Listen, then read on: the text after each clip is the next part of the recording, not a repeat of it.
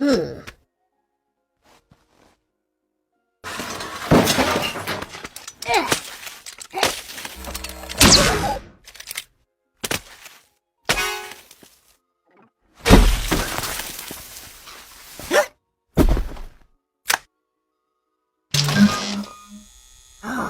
am Groot.